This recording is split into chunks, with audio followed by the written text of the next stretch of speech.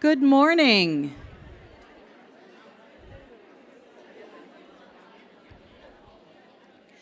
Welcome everyone to the second day of our annual State Bilingual Directors Conference. It is so great to see all of you here. I am Joanne Clyde. I'm the director of the Multilingual Department, and I am pleased to provide a little bit of a welcome and an introduction. Here are some general announcements, housekeeping items. Make sure, if you haven't done so already, to check in at the registration desk and get your swag bag. There is internet access if you haven't logged in yet. It is the network that is CHIOK_conference, and the password is capital V, capital I, capital P, 2022. If you were able and successful to park in the hotel lot, you can go to the registration desk for a voucher for parking.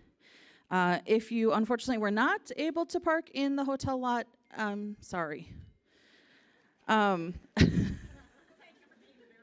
Yeah. So you may have noticed there might be a dot on your badge. If you have a blue dot, you've identified yourself as a brand new director. If you have a green dot, a director for less than 3 years, a yellow dot, a director with 3 to 5 years experience, and a red dot, you are an experienced director. We didn't want to use the word old director because we use new director for the blue dots. Experienced director. So if you are new, please don't be shy. If you have a question, approach someone with a yellow or red dot. They have been where you have been. They have experienced many of the same things that you've experienced. And if you see a blue dot with a puzzled look on their face, please take them under your wing and become a mentor to them.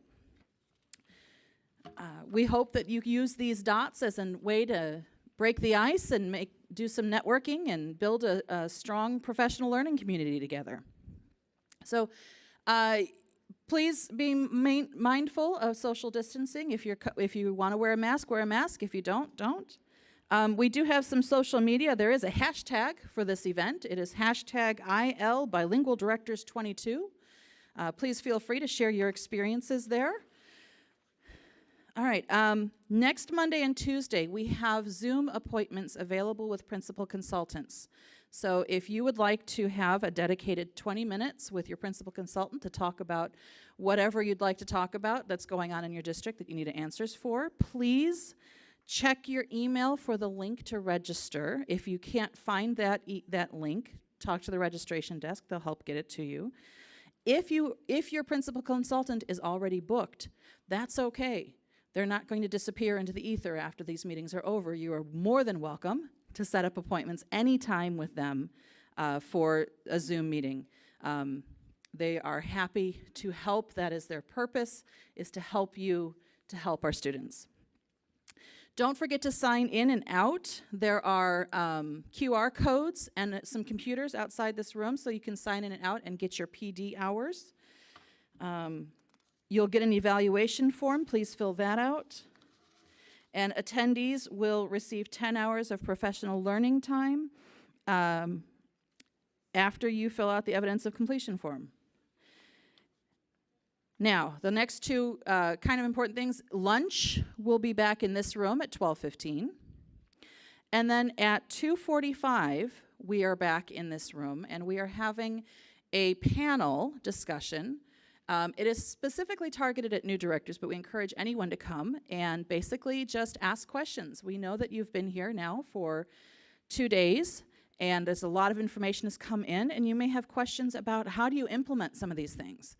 How do you do this? And we'll have some experienced directors who will be up here to answer your questions. So please join us back here at 2:45 for that panel.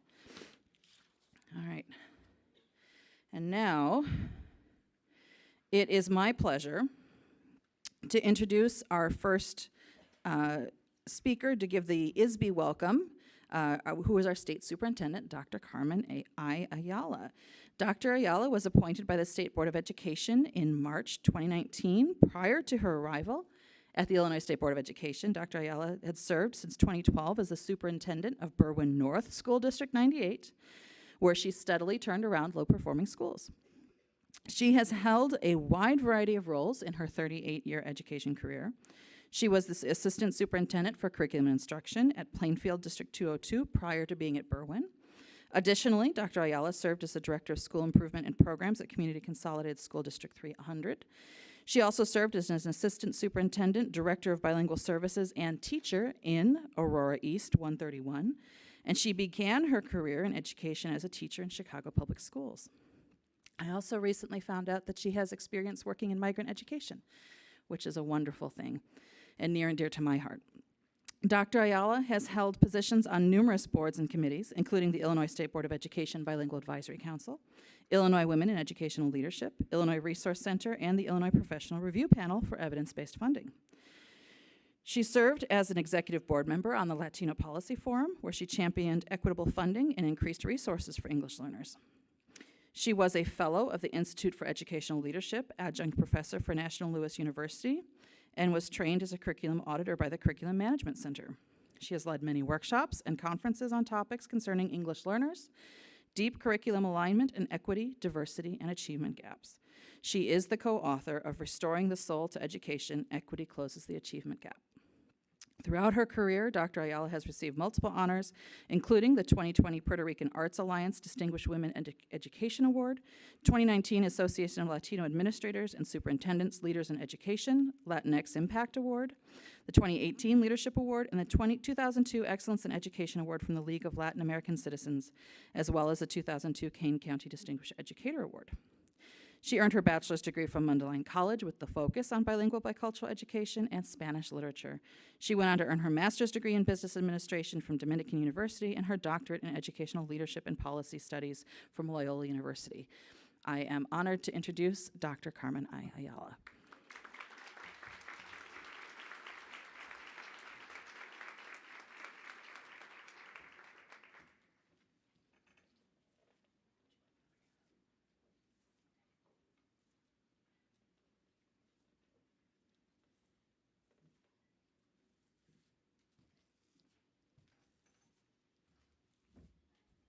Good morning. Sí, buenos días. Josie, where's my walking around mic? No. When I did the parent, I kind of like to go around and talk to people and have them respond and be interactive. No, with my ankle right now, I don't think that would be a good idea.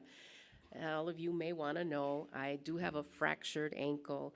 I have a grandson who just recently turned 3, and my daughter decided to have his birthday party at a place, you know, where you have the trampoline and the ball pit and the bumper cars, and I was around the ball pit cheering the kids on, and I think one of them went, "Oh, Nani," and I landed in the wrong spot, so that's the story. But hopefully next week the boot will come off and physical therapy will begin. But it is a pleasure to welcome all of you to the annual Bilingual Directors Meeting. It's actually almost 40 years when I began as a teacher in Chicago Public Schools as a bilingual teacher. And while things have changed, some things remain the same, but the passion has increased, and that is very, very special. So I'm just honored, very honored to be here and share with you my own personal passion for educating bilingual students, because I know we share in that passion. So I spent a decade as a bilingual, and yeah, I left bilingual ed at one point because I wanted to experience how it was on the other side. And truly, I am one that can say I've been in both worlds, and bilingual educators, ESL educators, educators that work with our English language learners have passion. And yes, they work harder, they really do, because you have to do things in 2 languages, right? So I get that, and I acknowledge that. So before I became superintendent, it was mentioned I was the director of the 4th largest bilingual program in the state of Illinois at the time, and I think it might still be. And so I know the kind of hard work, the high standards, the open heart that's required to connect with students and connect with families. And I know that this work happens more naturally when you're face to face. So this is wonderful to see so many of you be able to come out and be able to talk to someone and share what you're experiencing and get information face to face. You know, Zoom is great, but face to face will never beat that. And we know that our students are still feeling the impact of the pandemic. Assessment data tell us that one of the groups that was greatly impacted by the pandemic is our English learning population. They struggled the most to engage in school remotely. And we get that, we understand that. But we're in the bilingual community, we're not strangers to challenges. We have faced discrimination. We have jumped through hoops for immigration. We have experienced microaggressions, and the list can go on and on. But I'm confident that we have the resources and our students have the resiliency as well as our educators to overcome this challenge. So I want all of you to stand up. It's a morning stretch. I heard some, oh. All right, just give yourself a little minute to just shake it. Shake it out and stretch it out and just wake yourselves up if the coffee hasn't kicked in yet. All right, so if you are a brand new director to the field, you can sit down. Okay. All right, we still have a lot of people standing. If you have been leading English learner programs for at least 5 years, you can sit down. Okay. Still have some people standing. All right, how about 10 years? If you've been leading bilingual programs for at least 10 years, you can sit down. All right. Let's take it to 15 years. If you've been a director, a coordinator, a leader for 15 years or more, look around. Let's acknowledge these champions. We're all champions, but Misael, I haven't seen you for a while. How you doing? I hired Misael a long time ago, right, Misael? Yeah, good to see everyone. All right, you may sit down. You may have heard in the news lately that Illinois has recently welcomed several groups of immigrant families who initially entered the country in Texas and were transported to Illinois. Many of these families likely qualify as homeless, since they are living in shelters or temporary housing like hotels and motels. And they also qualify as homeless if they're doubling up with their family or friends. And we're doing everything that we can to give these families our assistance and to make sure that they know their rights and that we're here to help. And we do have a staff member that I do want to acknowledge publicly before you who meets 1, 2, sometimes 3 times a day with sister agencies across the state who are working together to get these families situated and welcome them, and that is Joanne, our own Joanne. Joanne, please stand. I want you to be acknowledged.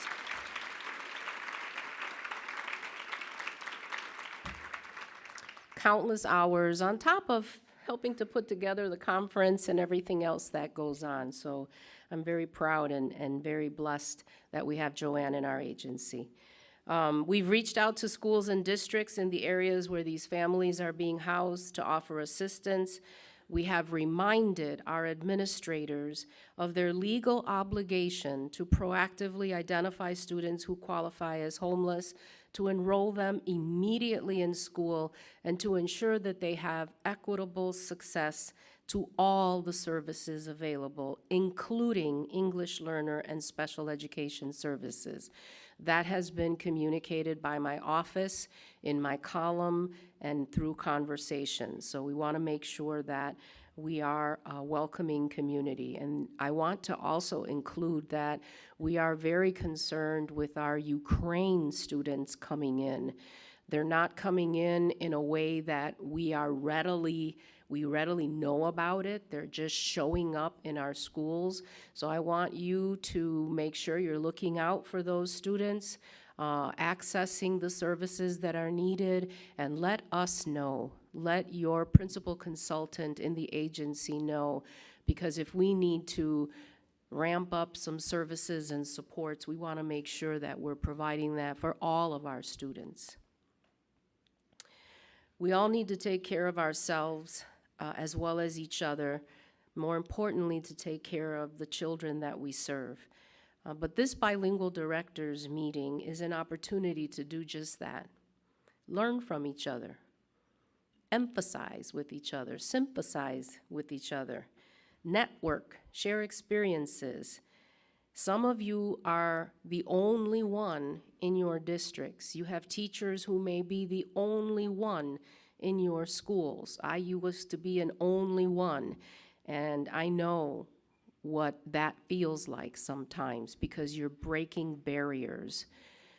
And so we need to support each other. Reach out to your colleagues who are just brand new and starting up a bilingual department in their districts. We need to support each other.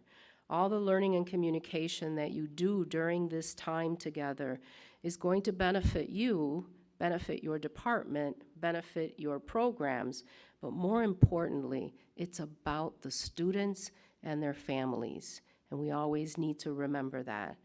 We're here because of a shared passion, so keep that passion running. Here I am, 40 years in it, and I still advocate for our English learners and all of our students in the equity work that I do. It's important.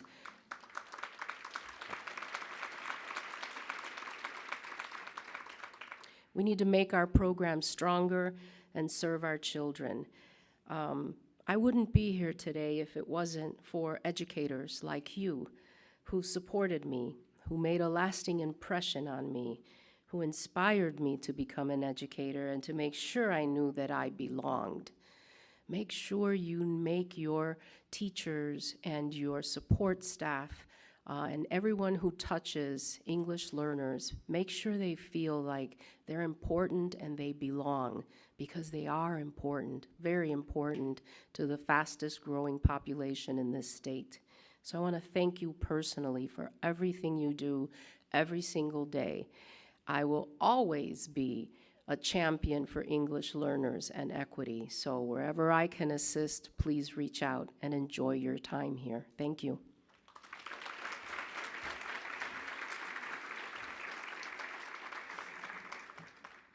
And so I have another colleague here this morning who is going to continue with the information this morning, Dana Kinley.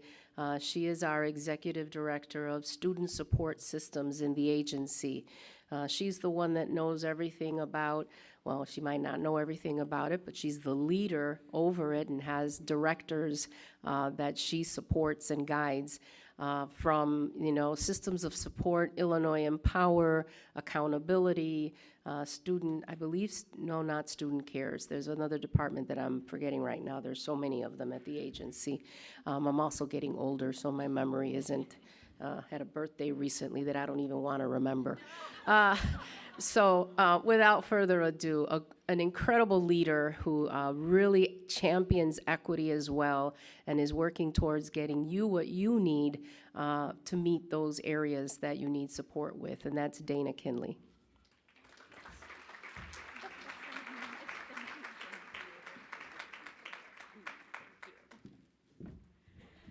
Good morning. Good morning, good morning. It is so good to see you today. My name is Dana Kinley. I'm the Executive Director for the Center for Systems of Support at the Illinois State Board of Education, and I'll get to that in a minute. But, it's conference season, and so I was at a conference earlier this week down the road, and after one of my team members presented our shtick on school improvement, somebody stood up, one of the member participants, and said, "How much for your services?" And so I redesigned my comments here to you today because I'm not a member of the state board. I work for the Illinois State Board of Education. I work for Dr. Carmen Ayala. And so we work for you at the Illinois State Board of Education. So what I want to talk to you about today is school improvement and how you, as bilingual program directors, are key school leaders in this process of school improvement. So I get pretty passionate about school improvement because there are all kinds of generic understandings about what school improvement is.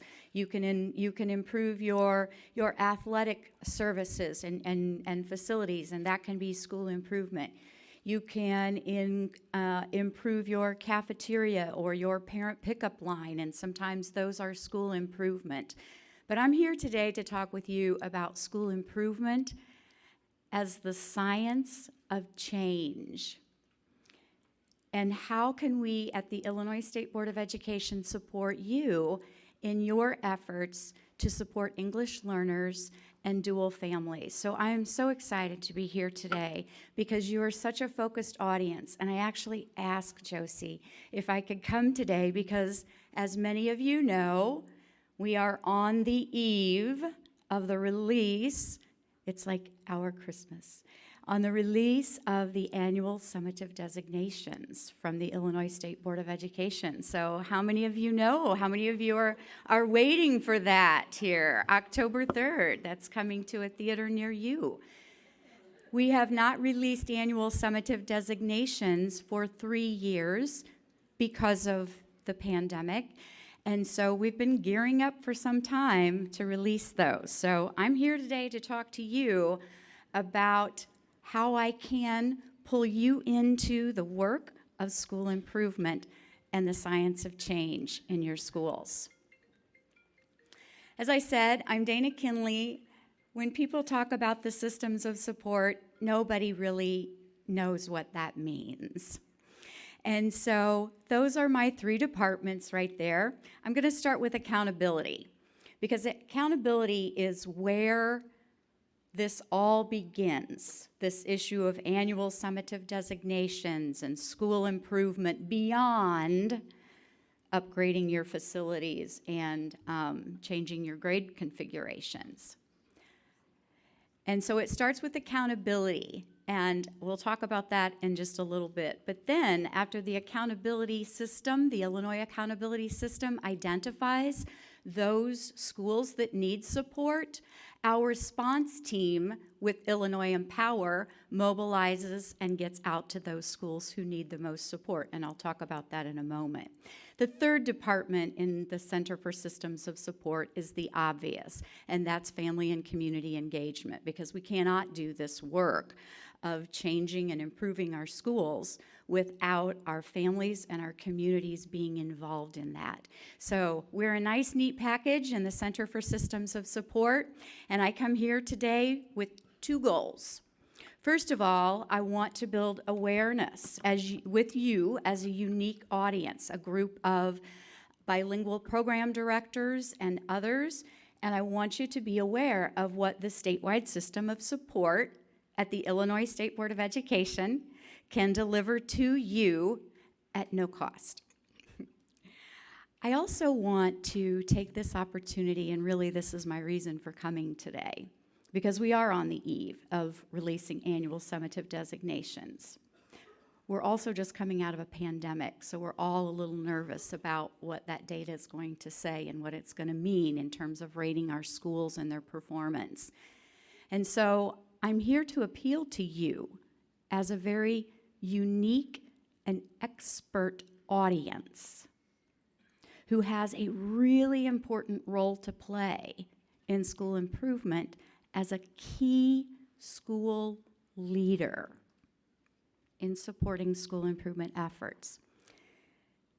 sometimes people think about school leaders and they think, well, that's the superintendent, that's the building principal, that's the curriculum director. Who is it?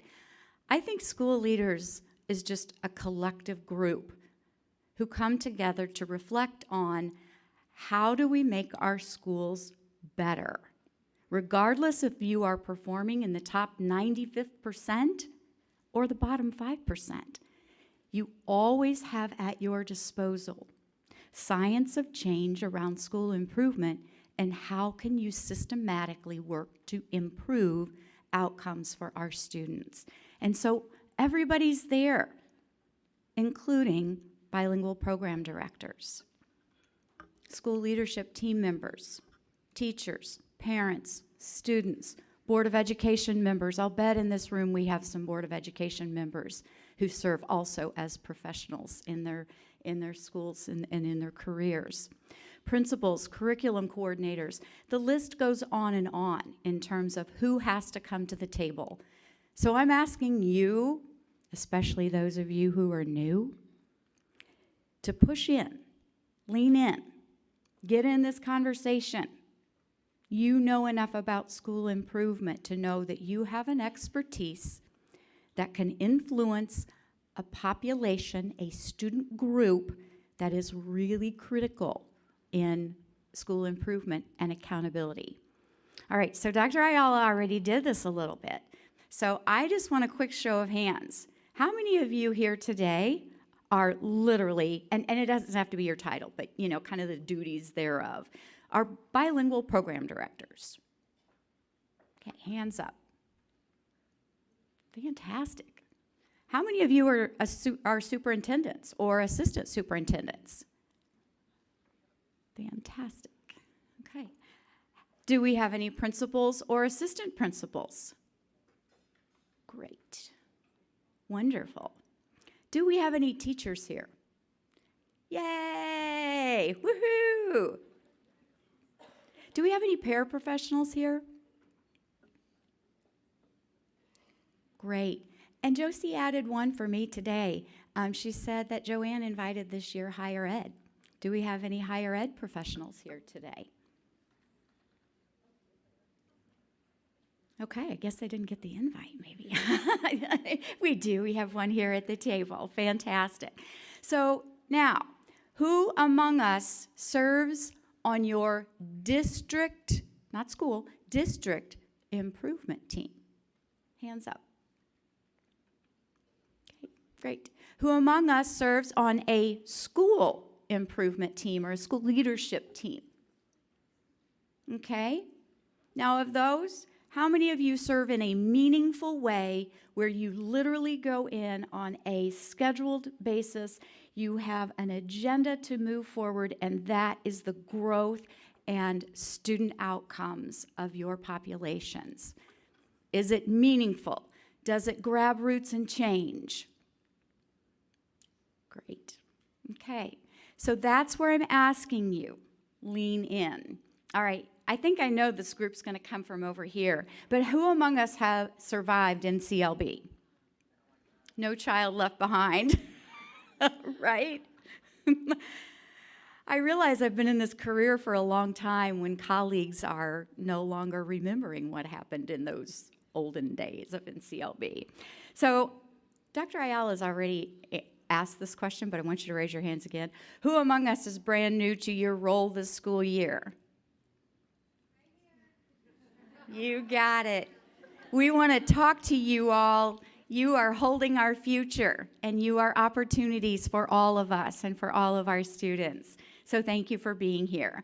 All right, so last question. Who among us attended Ray Clemens' sessions, any of them, on accountability this week? Okay. Okay, fantastic. All right, so I'm sorry to do this to you, but I need to take you on a little history ride. Just a short one, I promise.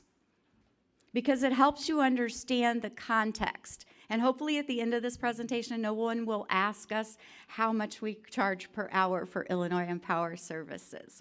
We work for you at the Illinois State Board of Ed. So in 1965, as you know, education is a function of the states.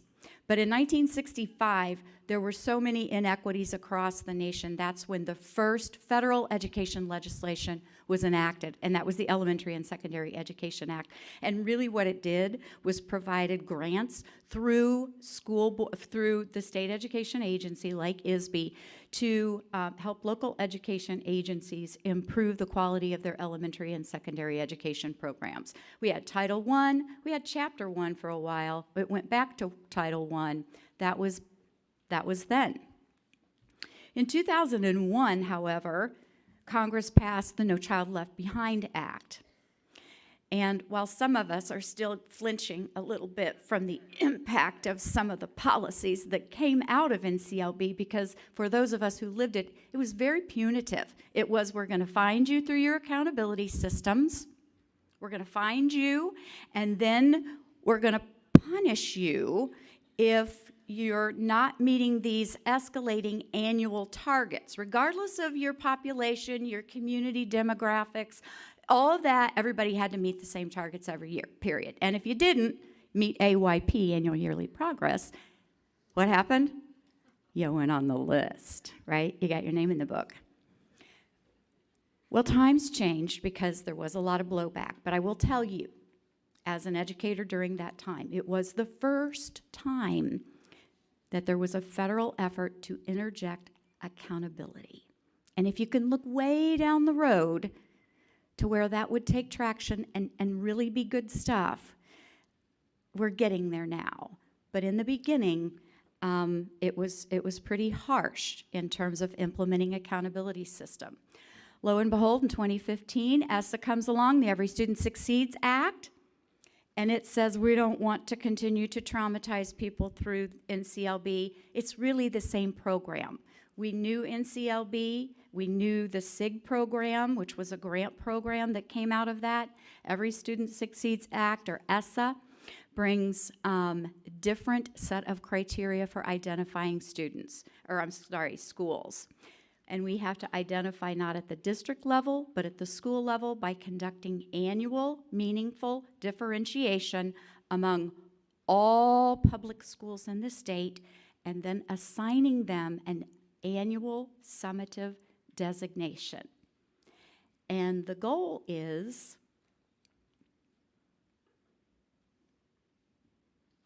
this, that the Every Student Succeed Act, bringing in its vision that all children have significant opportunities. It's drilled down through the U.S. Department of Ed, through the Every Student Succeeds Act. It goes through Title I, Part A, Section 1003, that attaches money to the program and program requirements. And the goal, the mission of that money is to build the capacity of school leaders, not just principals and superintendents, school leaders to implement effective school improvement practices. And there's our goal.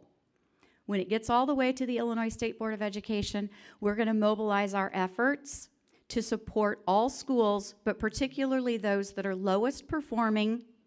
We call those comprehensive, and underperforming, and we call those targeted schools.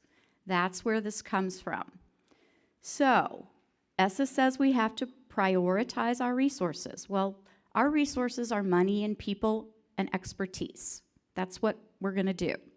And so we're going to operationalize our support through money, people, expertise, and we're going to conduct annual meaningful differentiation among all public schools, and we're going to assign that annual summative designation, and you can get one of four. You can get exemplary if you're in the top 10% of schools and you meet that criteria. You're going to be commendable. There's the criteria for that. And if you fall below that into underperforming, you are targeted. That's your annual summative designation. And if you are in the lowest 5% performing, or your graduation rate, if you're a high school, is less than 67%, you're comprehensive. And then we're going to scale our resources accordingly. So those two bottom rungs, and I shouldn't have used the word bottom, but it is targeted and comprehensive, you're going to get money with your support. And you're going to get people, especially comprehensive. They're going to get the people. The rest of you have access to our resources and the science of organizational change in school improvement. So I'm not going to dwell on this one, but this is it. This is our Illinois accountability system. When we talk about the accountability system, that's it. It's simply a formula. It's an algorithm where we pull in all your data, we squish it out, we weight it, that's based on our plan with the U.S. Department of Education, and it spits out a number, and we then rate your schools from there. So this is how it works. It starts with ESSA. It goes through the Illinois accountability system. We make annual meaningful differentiation. That gives us an annual summative designation that you're waiting for. That will identify for us the lowest and underperforming schools, and then that's when we can operationalize statewide system of support. So that's what we are. Now, since I have you as a captive audience today, I want to help you understand a really critical key thing, because I'm asking you to lean into those conversations, because on October 3rd, the Illinois report card will open the private portal, the MyIRC portal for school administrators, and they can go into what's called Educator Preview, and they're going to see what their preliminary summative designation is at that time. And so it's time for you to lean in and start chatting the chat, because you know something about what's going to happen. So one thing I really want to make sure you understand, and I'm going to see if I can get the pointer going here, Josie. There's a difference between an annual summative designation, right here. Whoops, there we go. Oh, I have to go here. Annual summative designation and school improvement status. And that's where people get confused all the time. It's not been so challenging because we haven't issued annual summative designations in the last 2 years. But we're going to now, so that's going to become an issue. Your annual summative designation, barring another pandemic or whatever, comes every year. And it can go anywhere. It can literally go from comprehensive to exemplary, and we did have one school who did that several years ago. Can go anywhere. But you stay in school improvement status for 4 years, regardless of if you improve to commendable or targeted, regardless, because we believe at the Illinois State Board of Education and through the U.S. Department of Education that in providing these resources, fiscal human expertise, that if we give that to you for 4 years, that's enough for you to sustain the practices, those effective school improvement practices for school leaders. That's our mission. So you'll hear schools say, well, we're no longer in status because, well, we're commendable now. We were that last year, but we're commendable. Oh, no, you're still in status. If you were at any time identified as targeted or comprehensive, you are in status for 4 years. Now, I am not going to throw you all for a loop, but this year only, and in an attempt to mitigate the impact of the pandemic, Illinois has been approved to allow those schools who are identified in improvement status this fall, either targeted or comprehensive, to exit early, meaning 1 year from now, if you meet certain criteria. And I'm not going to bother you with that right now, but obviously you're no longer comprehensive or targeted is the biggest one. The reason for giving that one-time exit early it's not even an option only, is because we're still, the assessment system is still coming back online. We're still attempting to stabilize data right now. And so we don't want to penalize any school that it's just a wonky outlier data issue. So if in another year you meet the criteria, you can exit status early. But other than that, annual summative designation, school improvement status, 2 different things. So, all right. This is Illinois' continuous improvement process that anyone can use, and we encourage you to use. Districts have their own types of processes. Some use PLC, they use Dufour's PLCs, they use any number of school improvement processes. They're all the same. It's all about identifying your needs. It's about making the plan, because you know a goal without a plan is only a wish, right? And selecting your evidence-based research or evidence-based practices, your interventions, implementing and monitoring, examining, reflecting, and adjust course. The system is always the same. Our schools who are in status must use a cycle that includes these elements. Our targeted schools must include certain elements of this cycle. The rest of our commendable and targeted schools, you're welcome to use this. We think it's good stuff. And if you visit our website for either accountability or Illinois Empower or school improvement, all you have to do is Google it or use your search engine, as my son tells me, and you'll find just tons of resources on school improvement that are embedded in the science of change. All right. So I'm here.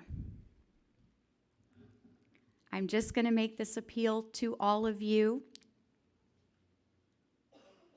as we start to come forward, getting ready to roll out annual summative designations.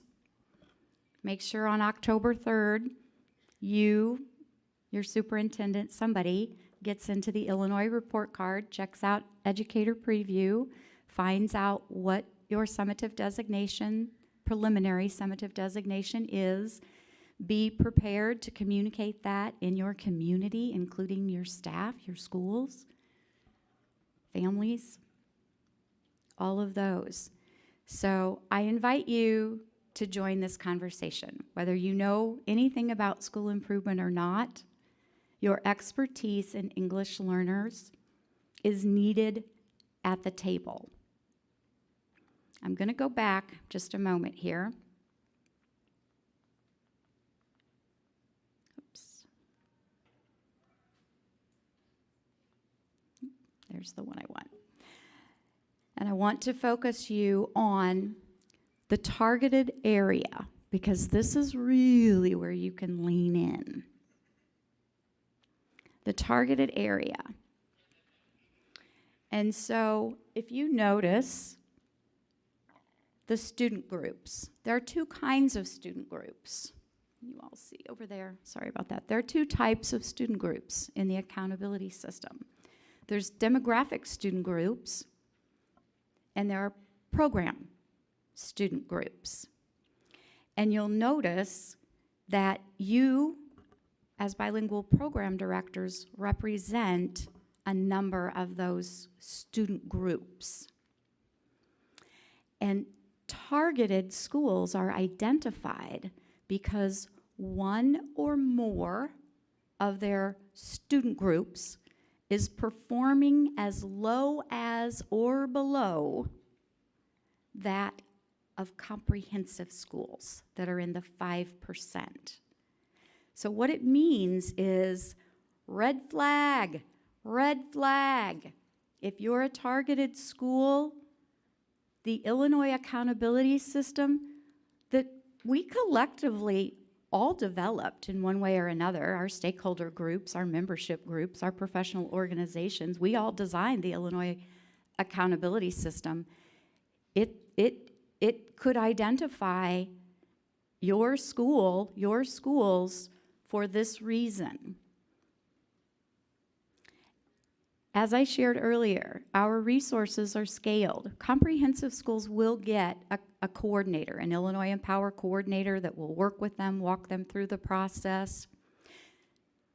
The district will get the grant. The district is responsible for guiding the school, but will have strong support. Targeted schools, S is very clear.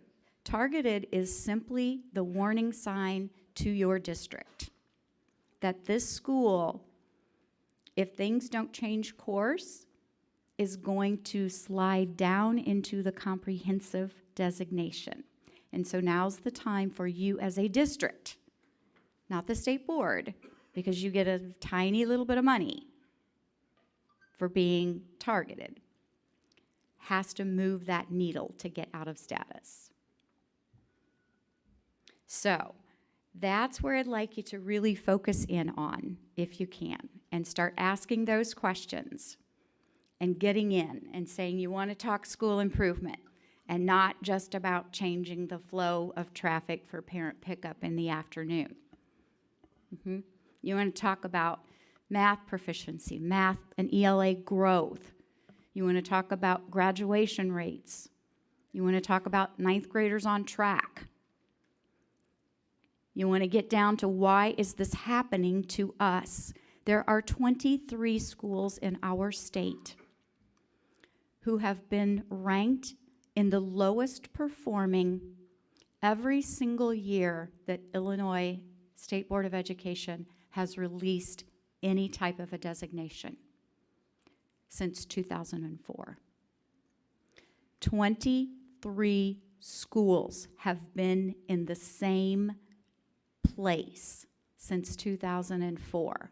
I need you as a collective group of professionals with expertise to lean into this conversation even when you're not invited, because you bring to the conversation a unique perspective that other people don't always recognize or know. So as my team mobilizes the statewide system of support after the pandemic, and they're coming out, they're ready. They're available to you, and I hope that you'll reach out to us and use the resources that we're providing to you and find the courage to talk school improvement about changing outcomes for students. Thank you, everyone.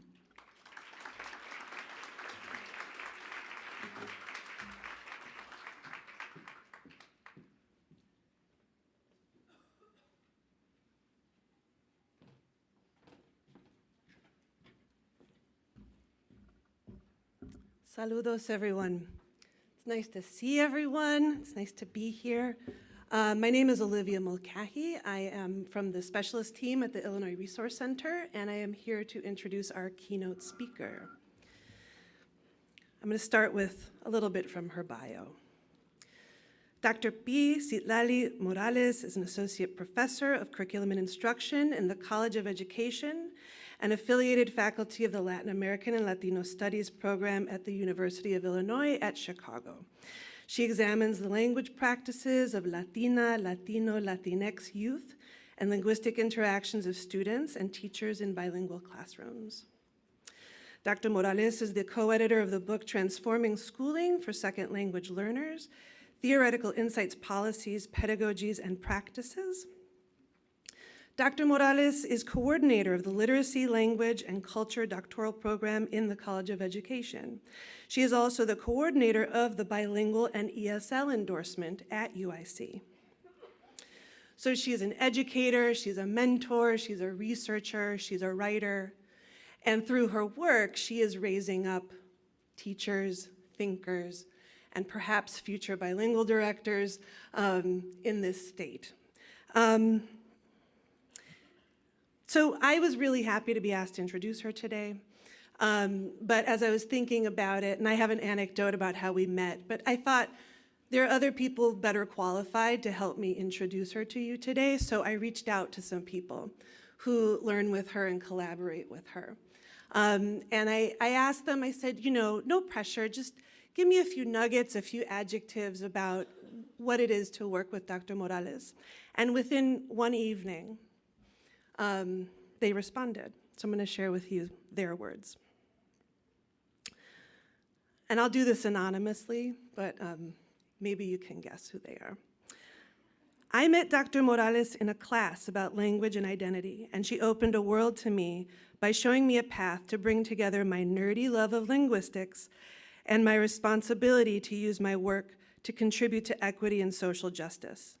Working with Dr. Morales has meant the chance to meet and collaborate with, hands down, one of the smartest, bravest women in the field who are using their work to make a difference in the world.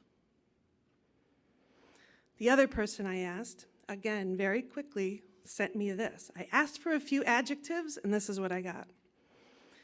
Dr. Morales is passionate and committed to conducting research that validates and centers the language and educational experiences of Latinx students in the U.S.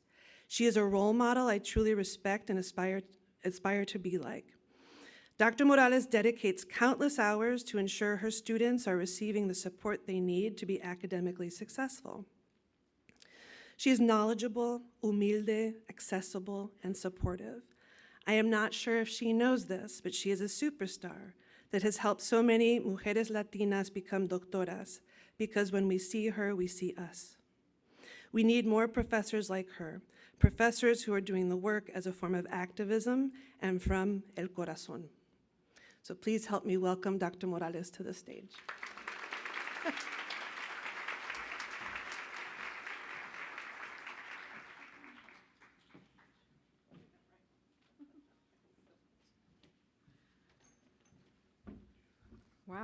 Wow. Thank you so much, Olivia. That was unexpected, so really appreciate that warm welcome. Thank you so much to Josie Yanguas and Lynn Osha for the invitation to speak with you all this morning. Muchas gracias a Joanne Clyde y Oriana Wilson. Thank you to State Superintendent Carmen Ayala, especially after fracturing her ankle, for being here, but mostly for this consistent push and focus on equity. It's an honor to be given the opportunity to speak to bilingual directors from across the state of Illinois. I currently serve, as you just heard, as the bilingual ESL coordinator for UIC, and I teach courses for our bilingual ESL endorsements. So often, there's not enough conversation and connection between research and practice. So it's a real pleasure to get to speak to those of you who are working with our emergent bilingual students and their teachers on a daily basis. I also serve as program coordinator for our Literacy, Language, and Culture doctoral program, and I teach the first-year seminar for our students. Every year without fail, students, many of whom are still full-time teachers or otherwise working in schools, express shock at the distance between what they learn in our program and what they experience in their day-to-day jobs on a daily basis. So I have two caveats before I continue with this talk. One is that I was a history minor, and I often find it useful to historicize ideas.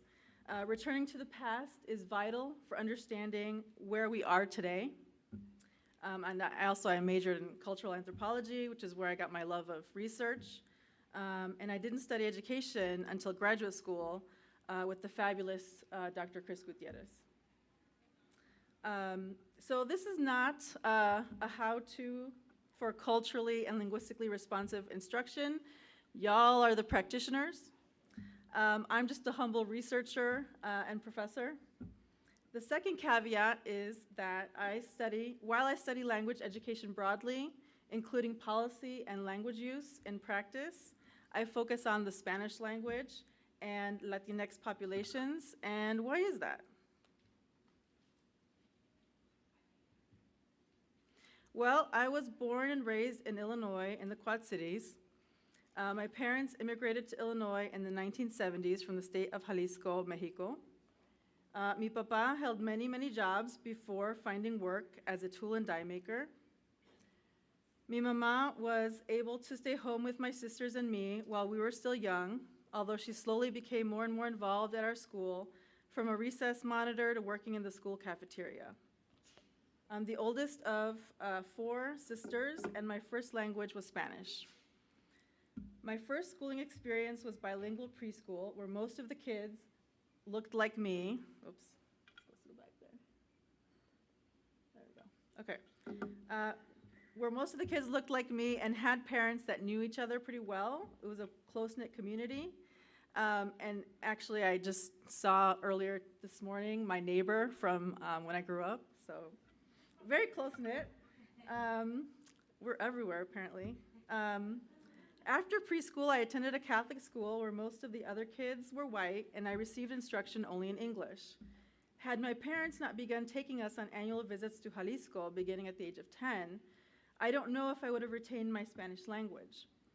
My parents did take us to Spanish Mass, and I participated in ballet folklorico outside of school, but my life was somewhat fractured between home and school. As a scholar, I always tell my audience, whether it's students whom I teach, readers of articles I write, or pre-service teachers I work with, where I'm from and the experiences that have shaped me and my research focus. In research parlance, I am locating myself in the research or disclosing my positionality, and in this way, the audience can understand what perspectives I am bringing to the table. So here is more of my visual biography, including a picture of the one visit my maternal abuelita made to Chicago when I was 3 years old. There we are by Lake Michigan. I attended Stanford University as an undergraduate and UCLA as a graduate student, then returned to Illinois after obtaining my PhD. Since 2010, I have been working at the University of Illinois, Chicago. The first class I taught, and which I'm teaching this semester, is Assessment and Instruction, a multilingual, multicultural approach. It's a class where we offer every semester, fall, spring, and summer, as it is part of 5 required courses for the bilingual or ESL endorsement. One of the articles that I have students read is an older article from the Journal for Adolescent and Adult Literacy by Sulmara Klein and Juan Necochea, 2 Latinx researchers who push back on the idea that only children who get read bedtime stories by their parents every night become successful readers and lovers of books. They each share their own journeys to literacy that include rich oral storytelling from different relatives about their own family histories. Necochea also explained how he really wanted to read Calimán, El Hombre Increíble comic books on his own in Mexico, where he grew up, rather than having to pay a peso to his brother in order for his brother to read him the comics out loud to him. The love of the superhero and an interest in finding out more about his adventures brought Necochea into literacy. I asked each of my students about what they remember about learning to read. Some students did have parents who read to them every night as part of a bedtime ritual. A lot of students really identified with the stories. I'm sorry, okay, thank you. Okay, thank you. Some students did have parents who read to them every night as part of a bedtime ritual. A lot of students really identified with the stories that Klein and Necochea shared, particularly about the oral storytelling in their families.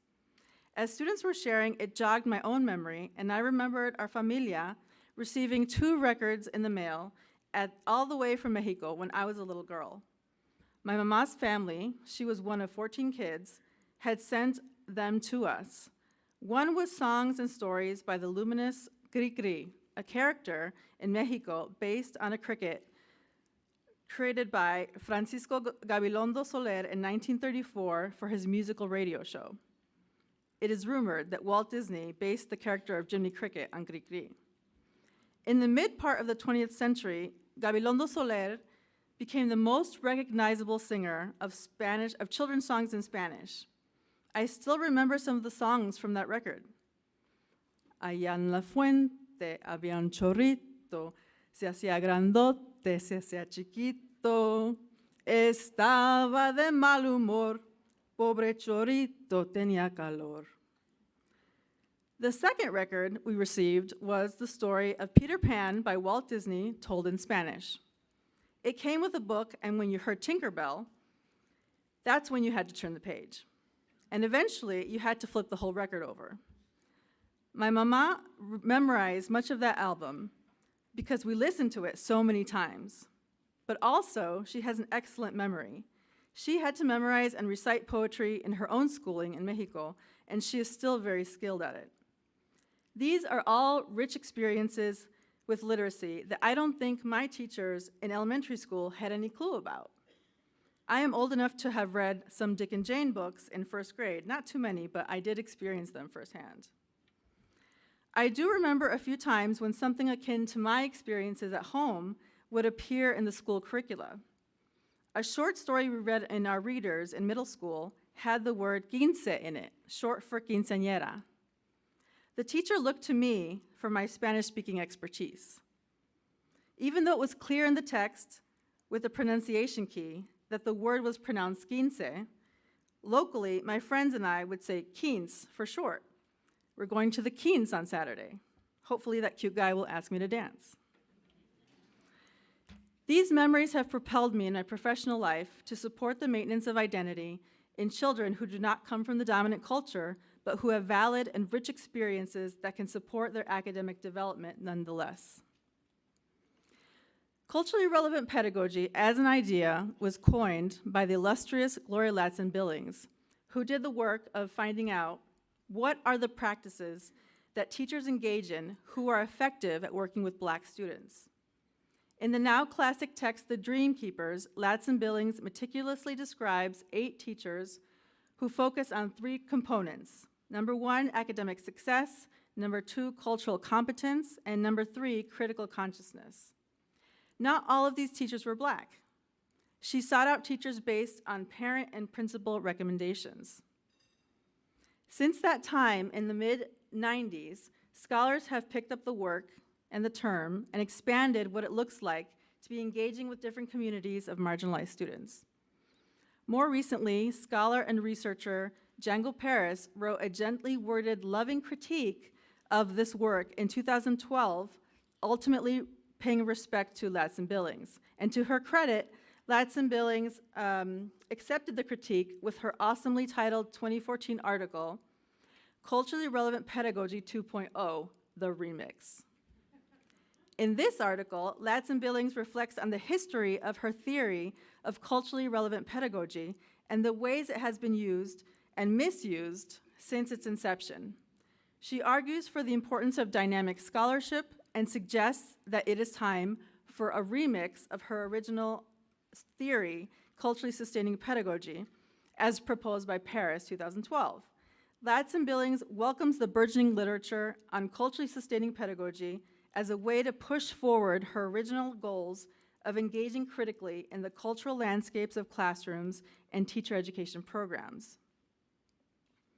Paris and fellow scholar Sami Alim have gone on to describe and articulate what culturally sustaining pedagogies look like.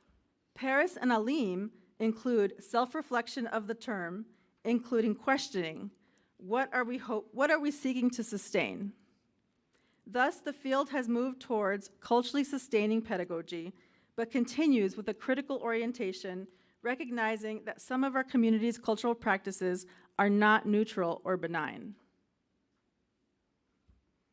Culturally sustaining pedagogy, quote, seeks to perpetuate and foster, to sustain linguistic, literate, and cultural pluralism as part of schooling for positive social transformation, unquote. Culturally sustaining pedagogy positions dynamic cultural dexterity as a necessary good and sees the outcomes of learning as additive rather than subtractive, as remaining whole rather than framed as broken, as critically enriching strengths rather than replacing deficits. Culturally sustaining pedagogy exists wherever education sustains the lifeways of communities who have been and continue to be damaged and erased through schooling. They continue, in this work, we are committed to envisioning and enacting pedagogies that are centered on contending in complex ways with the rich and innovative linguistic, literate, and cultural practices of Indigenous, Black, Latinx, Asian, Pacific Islander, and other youth and communities of color. We believe that equity and access can best be achieved by centering the dynamic practices and selves of students and communities of color in a critical, additive, and expansive vision of schooling. Instead of being oppressive, homogenizing forces, culturally sustaining pedagogy asks us to reimagine schools as sites where diverse, heterogeneous practices are not only valued, but sustained. Alim and Paris argue that culturally sustaining pedagogies are increasingly necessary in the context of the new students of color majority in U.S. public schools. 2014 was the first year students of color were the majority, whereas in 1970, 80% of students were white. Indeed, given these extraordinary demographic shifts in and far and beyond schools, promoting linguistic and cultural dexterity is no longer only about equally valuing all of our communities. It is also about the skills, knowledges, and ways of being needed for success in the present and future. As our society continues to shift, CSP must be part of a shifting culture of power, as Delpit has described it.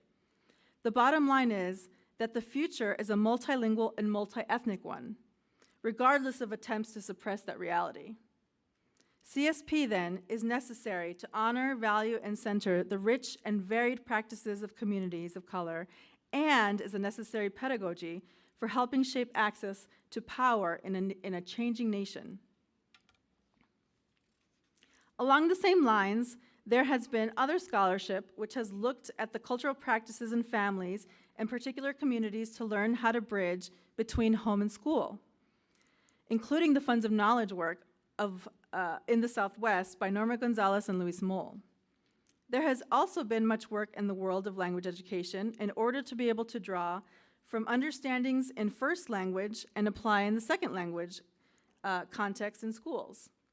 In the book, Transforming Schooling for Second Language Learners, Theoretical Insights, Policies, Pedagogies, and Practices, which Mariana Pacheco at the University of Wisconsin-Madison and I edited along with Dr. Colleen Hamilton, we provide an overview to what we see is the current context for emergent bilingual students in the U.S. Although we wrote this introductory chapter and edited the book in the midst of the Trump presidency and before the COVID pandemic, we are coming from a place of hope and understanding how as educators we can extend our reach so that we might transform schooling for emergent bilingual students. While early bilingual education for Spanish-speaking Latinx communities is most often connected to the Southwest in states such as California and Texas, Latinx parents in the Midwest have desired to develop and sustain the cultural and Spanish language practices of their children since the earliest settlements of Latinx populations in the Chicago area at the turn of the 20th century. As families established more permanent homes in the city, they looked to schools to provide this type of education. However, Spanish educational opportunities for Latinx families in Chicago have historically been denied and are severely limited.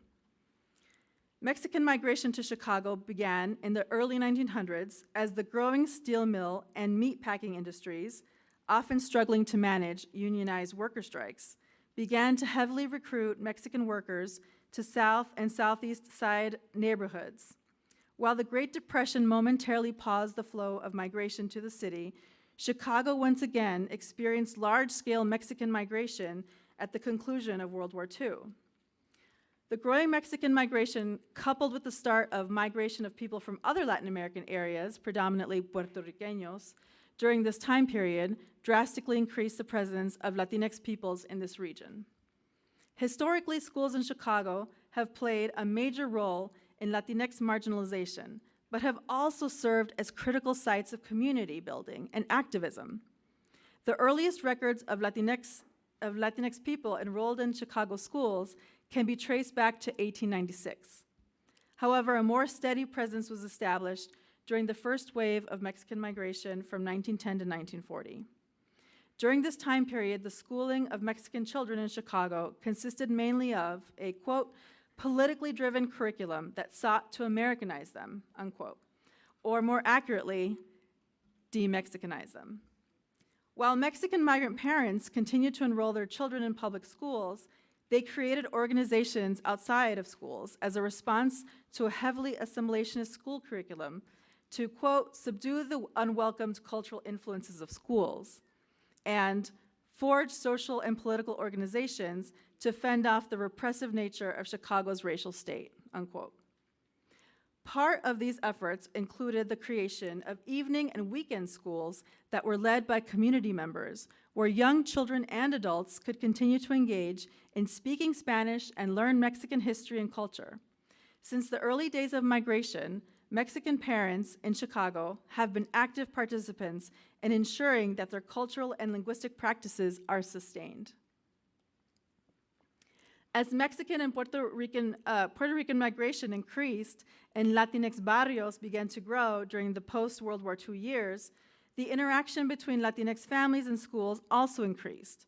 Scholarship pertaining to the schooling of Mexican and other Latinx youth during this time documented the continued mistreatment and racism that students endured in schools due to their cultural and linguistic backgrounds. By the 1960s, parents and community members in Latinx barrios like Pilsen and Humboldt Park had become politically active and heavily engaged in advocacy to address overcrowding, high dropout rates, and lack of bilingual and culturally responsive teachers and curriculum in their schools. Unlike the first group of Mexican parents that migrated to Chicago, Latinx parents during the 60s and 70s demanded that the schools their children attended adequately addressed their cultural and linguistic needs, including a growing demand for bilingual education. This picture that you see right here is Benito Juarez High School, early enrolled students in the Pilsen neighborhood in Chicago. Today, schools continue to be contested sites where both Latinx community marginalization and empowerment have the potential to take place. As the Latinx population in the city continues to grow, Latinx students are almost half of the public school enrollment in the district, currently at 46.7%. While Latinx communities in Chicago have desired that their children receive educational opportunities to sustain their bilingualism, biliteracy, and cultural heritage, these opportunities have been curtailed by the absence of providing consistent bilingual education beyond primary grade levels. Moreover, just as the first wave of Mexican migrants to Chicago faced a public school system set up to de-Mexicanize their children, education policies that do not offer dual language bilingual education for Latinx families serve as an extension of early school assimilationist practices. In the last decade, the drastic growth of the Latinx student population, coupled with growing support for dual language bilingual education, has opened up the possibility of creating schooling environments that can reverse the cultural and language erasure in schools. Unfortunately, burgeoning language education research has shown that while the numbers of dual language bilingual education programs are now growing, Latinx communities have not been provided the opportunity to experience the full benefits of this shift. Today, there are nearly 5.1 million Latinx persons in the Midwest, 75% of them of Mexican descent. In Chicago, the percentage of Latinx are 28.9% of the total city population, and although the vast majority identify as Mexican, there are considerable numbers of Puerto Rican, Guatemalan, Ecuadorian, Cuban, Colombian, Honduran, and Salvadoran residents. Thus, while the Midwest is often thought of as predominantly a white space in the public imagination, especially Chicago holds great potential for Spanish language maintenance and development, as 24.4% of its residents are identified as Spanish speakers, approximately 626,000 people. Chicago Public Schools is not only the third largest school district in the country, but a majority minority district, with more than 90% of students from racially minoritized populations. While the overall number of students in CPS has been declining, the number of emergent bilingual students has grown by 32% in the last decade. 90% of students who enter kindergarten as English learners are Latina, Latino, Latinx, and speak Spanish as their first language. The state of Illinois ranks 5th in the nation in enrollment of emergent bilingual or English learner students. Across the last 50 years, Illinois has sustained a high enrollment of emergent bilingual students and remained a point of entry for immigrant families. As the largest urban area in Illinois and the third largest school district in the nation, Chicago K-12 schools educate the large majority of the 226,973 emergent bilingual students in the state. State-level data show that students across Illinois school districts continue to increase in number. Chicago Public Schools reported that of its 355,000 students, approximately 1 in 5 is identified as an English learner. I've had the honor of working with a research collective that includes a number of brilliant doctoral students who care passionately about justice-oriented education and pushing for more equity in our public school system, particularly around language education. One of these former students, Dr. Ramona Alcalá, and I collaborated on a chapter for a book about dignity-affirming education, pointing to the fact that since the earliest settlements in the Chicago area at the turn of the 20th century, Mexican parents have pushed to develop and sustain the cultural and Spanish language practices of their children. What is human dignity? To quote my colleague Dakota Irby, human dignity is a term used to convey a deep sense of one's inherent worth, power, and potential, is grounded and sustained. Sorry, I lost my place. Okay. Human dignity is a term used to convey a deep sense of one's inherent worth, power, and potential that is tempered by a deep regard for the inherent worth, power, and potential of other human beings. As Ramona and I wrote, our deep sense of self, of somebodyness, of human worth, power, and potential is grounded and sustained through our words, and thus through our languages. As the cultural and feminist theorist and maestra Gloria Anzaldúa powerfully asserted, I am my language. Until I can take pride in my language, I cannot take pride in myself. It is because of the marked relationship between language and identity that, as Buchholz and colleagues argue, there is a vital need for pedagogical practices that sustain students' language and culture in classrooms. For centuries, children of Mexican heritage and from other parts of Latin America have been subjected to racist, assimilationist, and subtractive schooling. Schools have been places where Latinx students' diverse cultural and linguistic traditions and practices were regularly disparaged and destroyed. Angela Valenzuela explained that schools often serve as the state-sanctioned sites where Mexican and other Latinx youth, quote, continue to be subjected on a daily basis to subtle negative messages that undermine worth of their unique cultural and history, unquote. While the history of oppressive schooling conditions for Latinx youth has been well documented, there is also this accompanying history of Latinx community organizing that has resulted in the implementation of more dignified educational spaces for Latinx youth to flourish. When Latinx communities have demanded better schooling for their children in this country, it has almost always included instruction in Spanish in addition to English. Bilingual education was enshrined in Illinois law in the 1970s as an education model that was imagined to reclaim Latinx students' home languages while also building students' cultural and ethnic pride, and not only as a way to learn English, but also as a way to increase the educational achievement of linguistically marginalized communities. For many, bilingual schooling was a response to the calls of self-determination by radical Latinx community organizers like the Young Lords in both New York and Chicago, and Brown Berets in the West and Southwest, and at the same time, a response to the calls of providing more affirmative educational spaces that increased Latinx students' academic achievement and provided a pathway to more social and economic mobility for these communities. The act of demanding that education be provided in 2 languages can be seen as a push for educational sovereignty that captures, quote, the need to challenge the arbitrary authority of the white power structure and reestablish within Latina communities themselves the structures and norms by which to determine the essence of education for Latinas and Latinos and other minoritized students, unquote. Within the larger societal context that continuously denigrates the Latinx community and our contributions to society, bilingual education carries the possibility to break away from normative monolingual schooling in the United States and leverage the linguistic capital within Latinx communities while affirming their cultural heritage.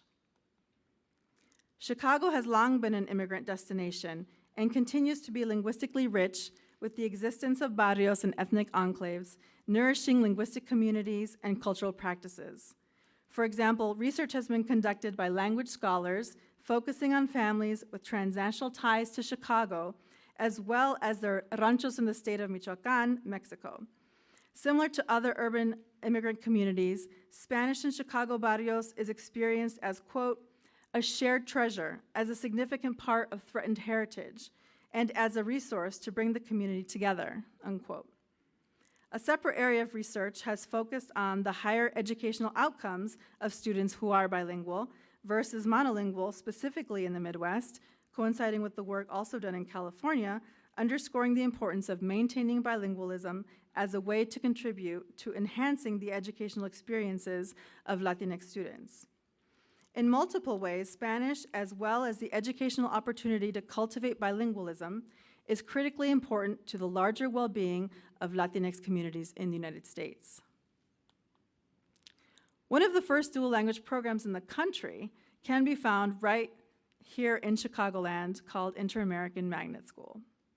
Founded by two teachers in 1975, Inter-American was the first dual language bilingual education program in the Midwest. One of the school's founders, Adela Coronado Greeley, hailed from East Los Angeles and identified as Mexicana. She had experienced belittling of her cultural background and being hit for speaking Spanish in school. From her experiences in East Los Angeles and as a transitional bilingual education teacher on the south side of Chicago, Coronado Greeley dreamed of something different for her students and for her own children. She partnered with Janet Nolan, another CPS teacher, to create this vision, and together they started their school in the basement of a local community organization. While Inter-American gained local and national attention for their innovative cultural and linguistic programming and their students' academic achievement, there were very few additional dual language bilingual education programs founded in Chicago during a span of 40 years, from 1975 to 2015. But since 2016, along with the growing number of dual language bilingual education programs that have exponentially come into existence across the country and in other parts of Illinois, dual language bilingual education programs have been started or approved and more than doubled in 5 years, all of which being Spanish-English programs here in Chicago. This increase in bilingual maintenance programming is promising as it signals a commitment to promoting maintenance of Spanish. As many Latinx students continue to experience distressing schooling conditions, ensuring the original vision and mission of bilingual education should be part of how school districts align their language education policies to meet long overdue demands of educational justice and dignity. Research has shown the academic and personal benefits and personal development benefits associated with bilingual education, and more importantly, its humanizing and dignity-affirming aspects. Taking seriously the idea of educational sovereignty would dignify the wishes of parents for their children, particularly as it relates so intimately to who the children are becoming, whether they can maintain connectedness to their cultural and linguistic heritage or potentially lose that tie to their family's history. If language maintenance is what Latinx Spanish-speaking parents want, this is what they deserve. These are also their public schools. Language is a vital aspect of retaining self-identity. The ability to communicate and pass on values and cultural practices to the next generation depends on the ability to retain the home language. Having an education that uplifts and cultivates cultural and linguistic practices not only supports academic development, but it helps instill the skills that enable students to move confidently and powerfully through the world. While not all students experience multilingual education, there's no reason they shouldn't have the option. Some current and former graduate students and I are embarking on a new project soon, funded by the UIC Institute for Policy and Civic Engagement.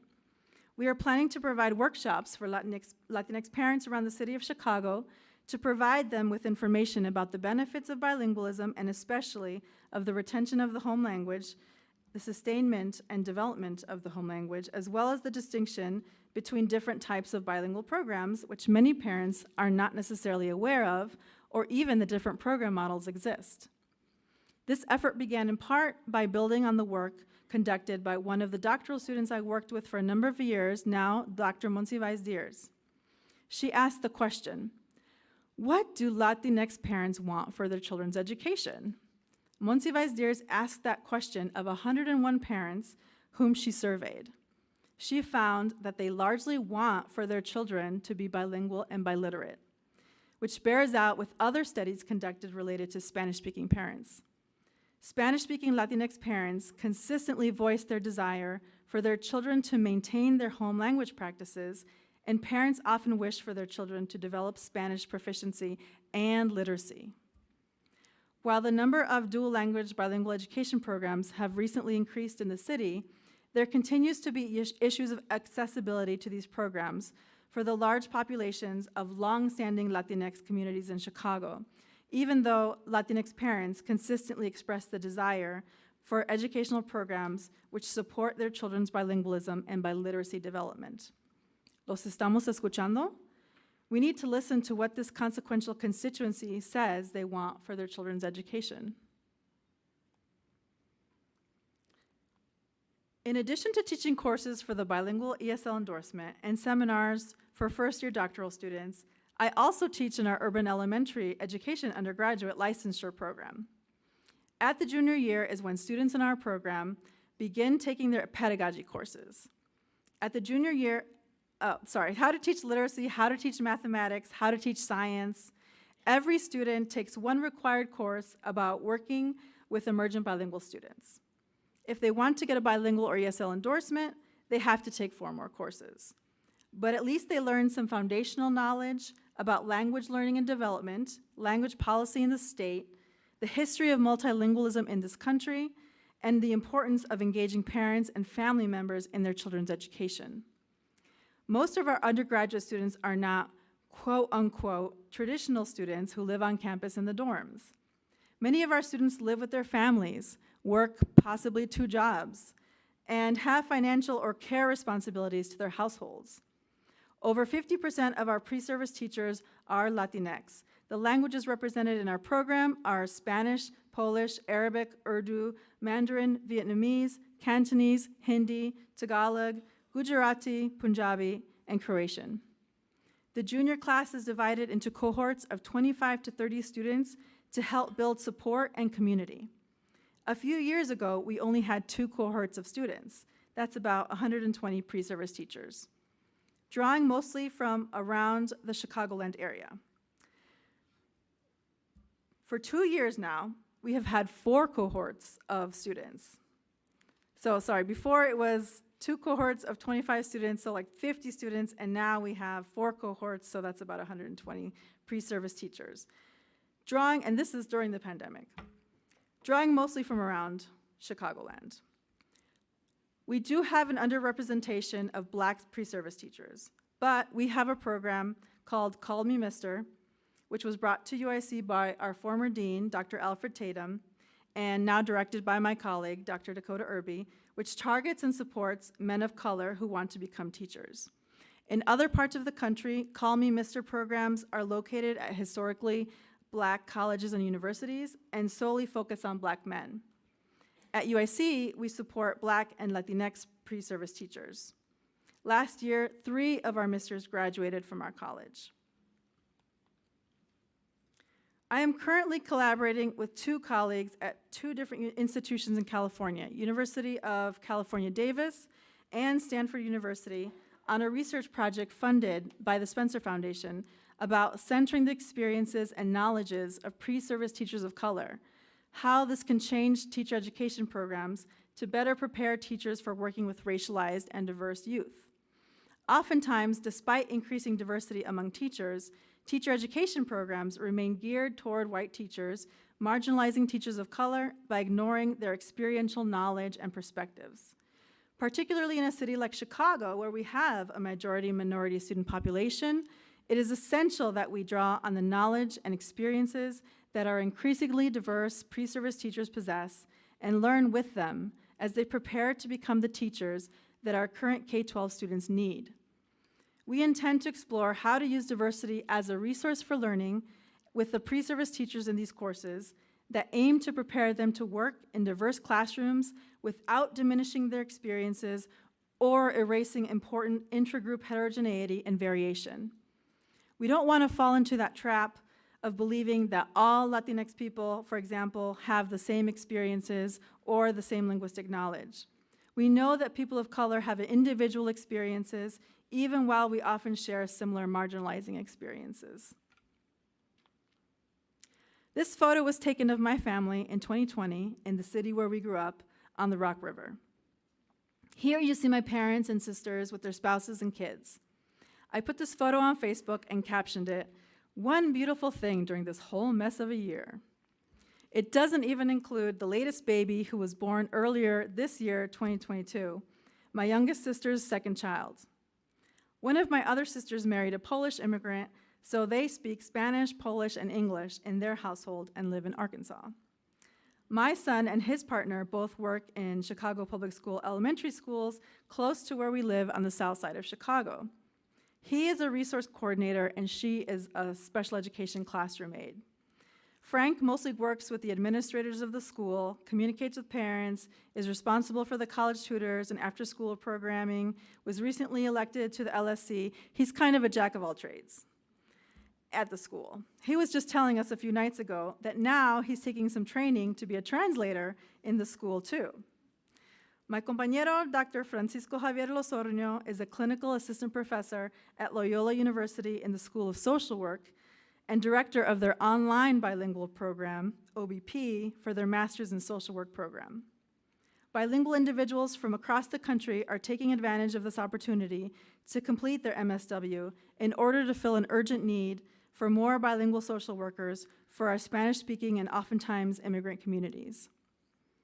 It has been a long and difficult few years.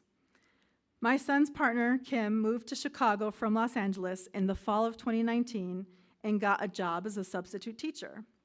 So not only was she getting used to the city of Chicago, the weather, thank goodness it was a mild winter that year, but then of course COVID struck, happened in the spring of 2020. And I won't say that the pandemic is over, even if President Biden did on 60 Minutes. The awful reality is that it has been a heavy and drawn-out stressor on our students, our families, our communities, you all, our schools. But if there is one thing that the pandemic did do, is that it made us do things differently.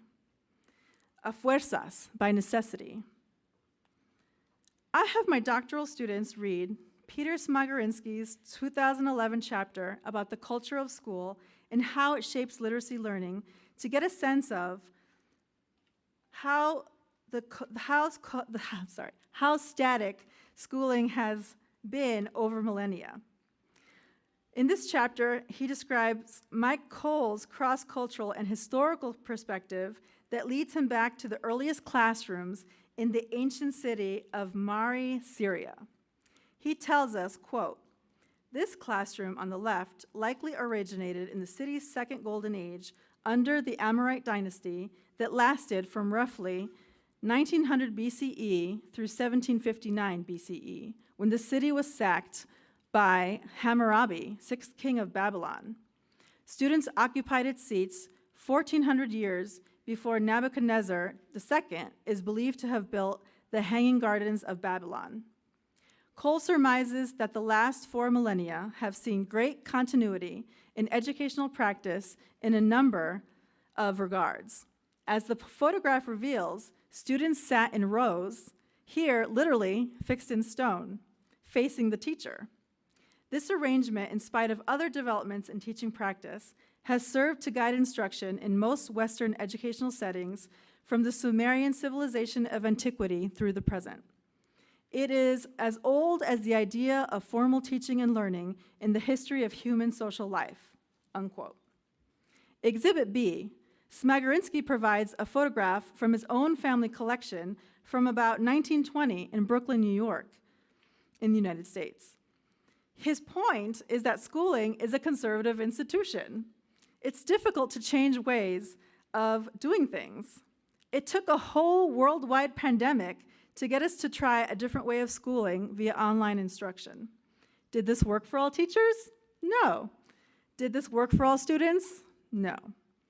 But somehow, districts provided all students laptops or tablets if they needed them, families got internet service, and some teachers got their first peeks at the home lives of their students and some of the challenges taking place there, but also some of the side-by-side learning that students were doing with their siblings, with their parents or guardians.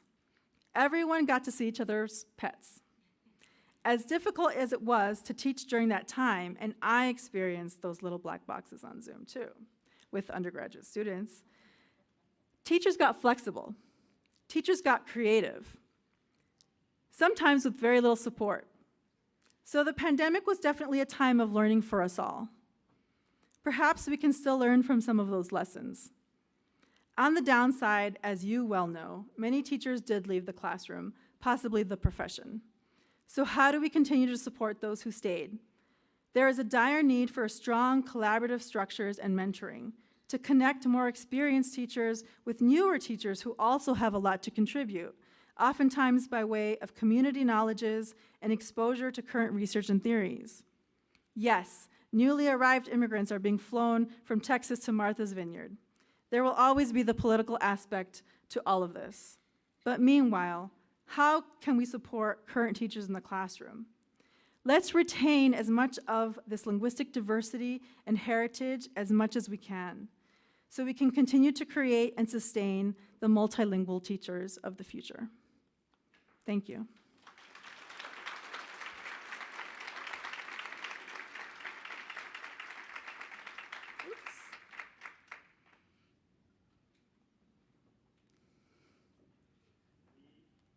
There we go.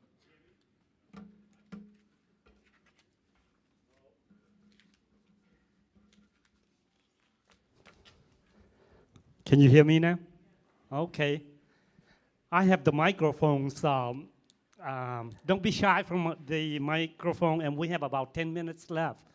5 minutes left. Okay, so if anyone has any question for Dr. Morales, please raise your hand so I can pass on the microphone to you.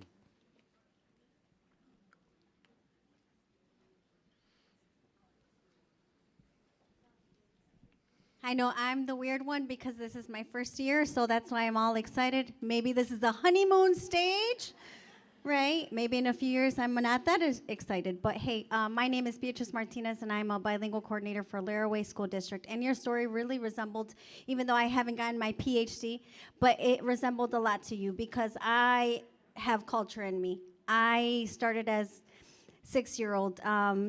My daughter and I, we practice charrería. Lo que es la escaramuza. So I don't know if you've heard of the Mexican sport charrería.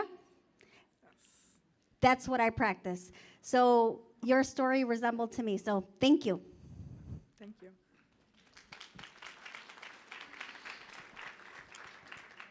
Anyone else? Don't be shy.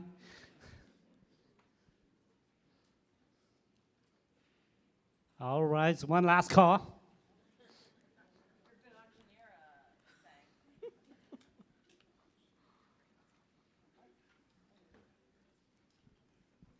Thank you.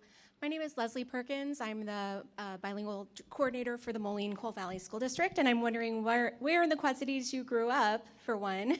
Moline. I thought so. And also, I wanted to thank you for your story. I'm also Latina. My parents actually never taught me Spanish. They only spoke to me in English because they didn't want me to have additional issues in school. And I learned Spanish by going to Mexico every year and interacting with my family there. But they thought my first language would be English so that I wasn't confused. And so we've come a long way, and I've developed a grand understanding of all of that. But my question is, not really a question, but an observation that our programming is growing and growing, and still we see that many decisions made at our local level are made by people without a language learning lens, especially locally. We don't have people of color serving at that table making decisions, and how can we make a change so that everybody is represented with a leadership voice at the table moving forward. That's a really great observation and a really good question. One of the things that I didn't talk about, but that really bothers me, is that our principal program, for example, our superintendent programs, they don't necessarily have the one course that we offer to all of our pre-service teachers. Even with one course, people who are going to be leaders at local schools and school districts would benefit so much just from that small piece of information to build this linguistic lens in terms of learning, right? Because of the learning and language connection is so strong. So I think the only other option really is to be at the table, right? This is why it's so important that you all are here to network, to learn, what the responsibilities are for your job, to network, to gain information, but also then to go back and be at those tables where decisions are being made and continue to be advocates. I'm wearing my Ayala pin. I don't know if you notice. Illinois Association for Multilingual,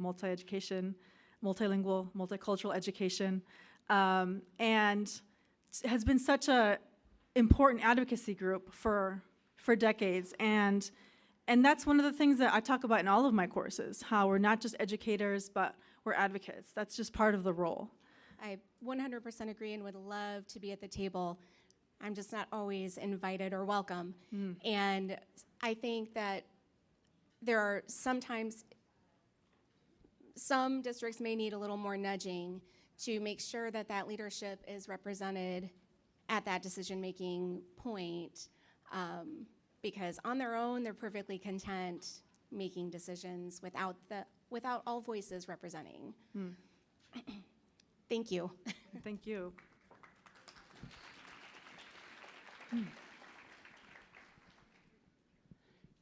Do I have any more questions?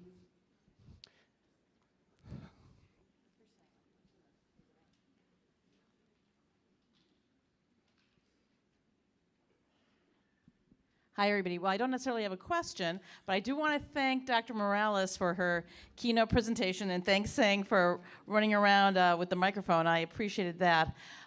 So thank you so much. Dr. Morales will be doing a follow-up conversation right now in the Balmoral Ballroom if you want to continue speaking with her, but I want to thank her again for this presentation.